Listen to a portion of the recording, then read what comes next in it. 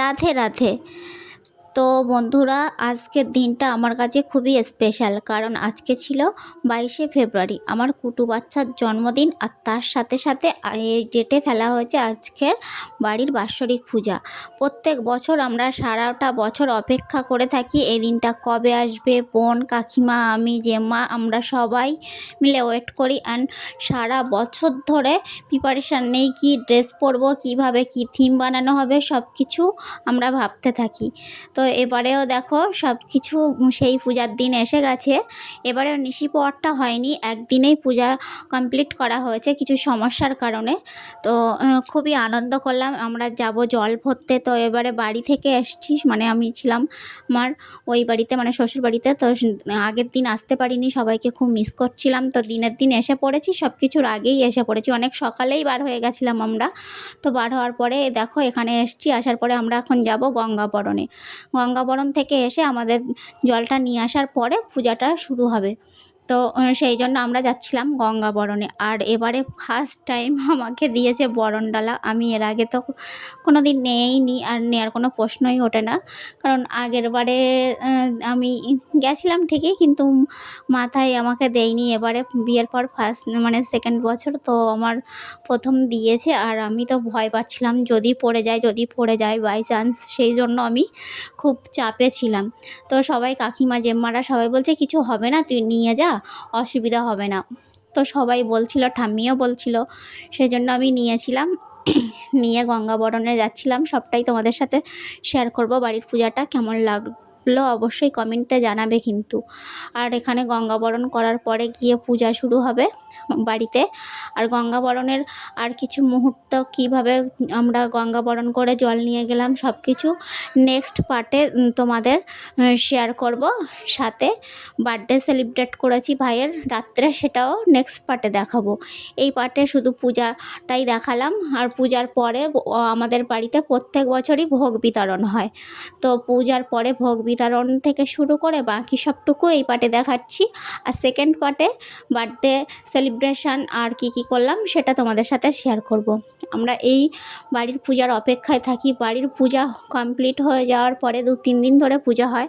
তারপর আমাদের আর খুবই কষ্ট হয়ে যায়। বাড়ির সবাই মিলে যেহেতু পূজাটা আমরা করি, তো তারপরেও কষ্ট হলেও একটা আনন্দ থাকে। কিন্তু এবছর একটু কষ্ট হচ্ছে এই কারণেই, কারণ পূজাটা একদিনেই কমপ্লিট হয়ে যাবে। এখানে দেখো গঙ্গাবরণ করতে আসছে আমার ঠাম্মি, জল তুলছে। এর আগেও অনেকবার পূজা হয়েছে, সেইগুলো এটা নিয়ে মনে হয় মেবি 6 বছর কমপ্লিট হলো বাড়ির পূজা। কারণ প্রথম বছর খুব ভালো করেই মনে আছে, যে বছর আমাদের বাড়ির পূজা উদ্বোধন হয়েছিল সেই বছর ফণি ঝড় হয়েছিল। সে এক আলাদা একটা অবস্থা। যাই হোক, এখান দিয়ে আমরা জল তুলে নিয়ে গিয়ে বাড়ির পূজা শুরু হবে।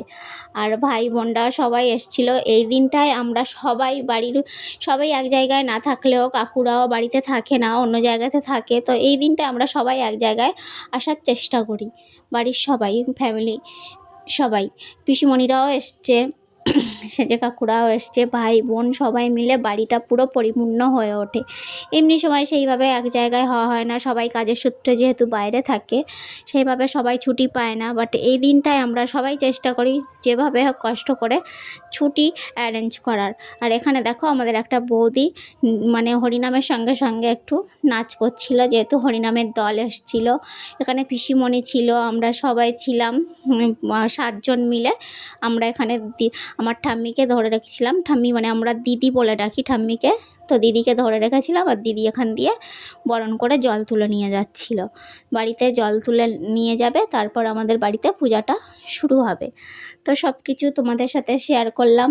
এর আগে আমার যারা পুরানো সাবস্ক্রাইবার আছো অবশ্যই দেখেছো বাড়ির পূজা, আমি অনেকবার শেয়ার করেছি।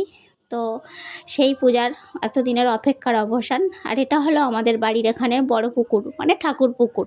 এখানে আমাদের গ্রামের সমস্ত ঠাকুরের পূজা হওয়ার পরে এখানে বিসর্জন হয়। এমনকি আমরা যে ইতু পূজা করি, আমরা এখানে এসেই ইতু ঠাকুরকেও ভোরবেলা বিসর্জন করি।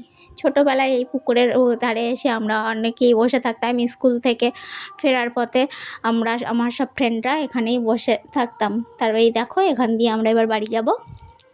বাড়ি যাওয়ার পরে কি হচ্ছে তোমাদের সাথে শেয়ার করছি, চলো দেখতে থাকো।